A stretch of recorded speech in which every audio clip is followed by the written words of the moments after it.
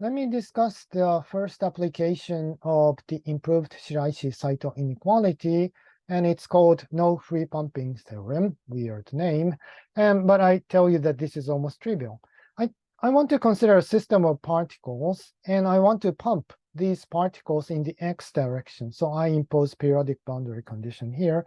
And I assume that this system of particles is in touch with a single heat path with inverse temperature beta. So this is a system in touch with an equilibrium environment. Okay, and this is a detailed balance condition, the standard one. And so from this, we see that the entropy production in a bath is given by this. And this energy difference, of course, defines the jump quantity corresponding to the heat current from the system to the bath. So the expectation value of this gives beta times heat current to the bath. Okay. And since I want to consider pumping, I define GJK. This is a jump quantity, GJK, as the total displacement of particles in the x direction. Okay. Now I consider pumping. In this pumping business, I want to choose our transition rates appropriately to have this situation. So the long time average of the expectation value of G, this displacement, is non-zero. So this means that you have current of particles in one direction. Okay, and of course we discussed something called no pumping theorem before in part 3.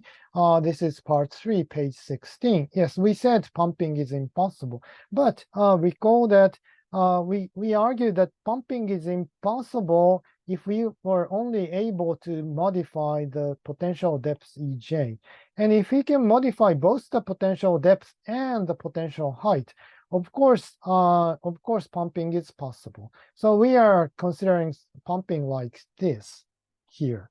And our question here is, what is the minimum energy cost for such pumping, directional motion of particles?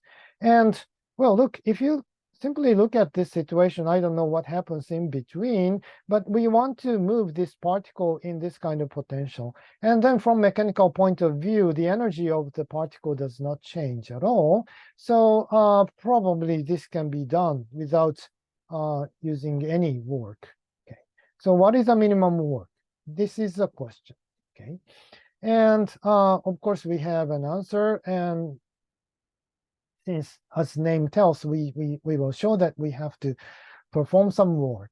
Okay, and this is just a very simple consequence of the time average Shiraishi-Saito inequality.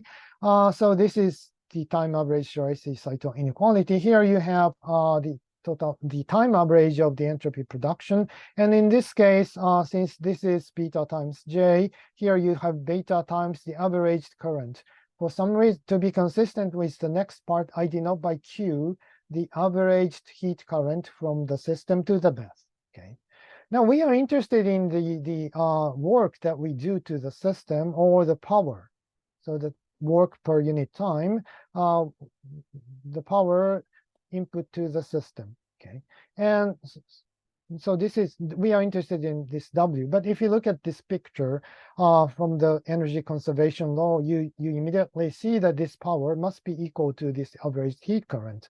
So from this, you can replace this by W, and you get this lower bound for W, the power.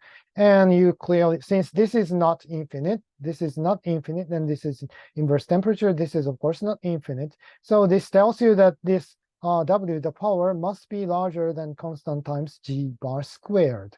Okay, so if you have a current, then you have to pay something. So no free pumping. And this may not be very necessary, but suppose that we have a bunch of particles, many particles, like n particles. And also assume that at each step, each particle jumps at most distance L. And I want to examine how does this lower bound behave when n is large. Okay, first of all, we discussed the upper bound of psi bar in page 24, and there we needed the maximum amount of G. In this case, maximum amount of G is given by L, so we have this. And this L naught is the maximum amount of escape rate. Well, so anyway, by using this, this inequality becomes something like this. Now, I argue that this upper bound for escape rate is also of order n. It is a quantity of order n. Why? A configuration of an n particle, a state of an n particle system is given by a configuration of all n particles. And if there is a jump, one of these n particles can move. Okay, so there are many ways to move them, and this escape rate is basically proportional to n. Now, when you pump all these particles, of course you want to be this displacement, you want this current to be proportional to n.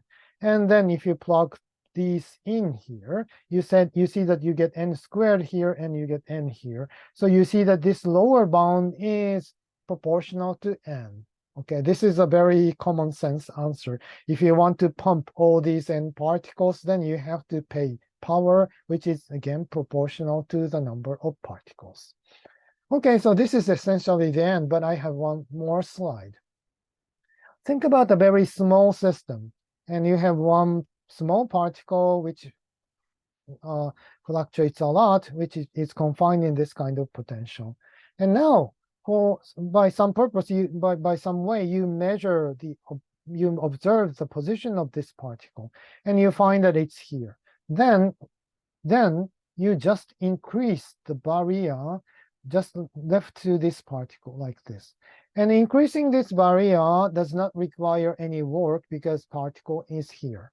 Okay, you are just raising this barrier. And you just wait. And then this particle will perform a kind of random walk here, Brownian motion here, but you have a very high potential barrier here, so it does not go here. It does not go to the left, and it performs random walk here and here. So after some time, if you measure the position of the particle, you find it, for example, here. Then, of course, you then lower this barrier and you raise this barrier here. Again, no work. And then you wait for a while and you observe. And then probably if you are unlucky, this may be here, but probably it's again here. But in this case, you again wait and observe, and you repeat this process. And then you will see that there you can generate a direct directional motion of a particle by doing this, and you don't need any work. What you simply do is to increase the barrier.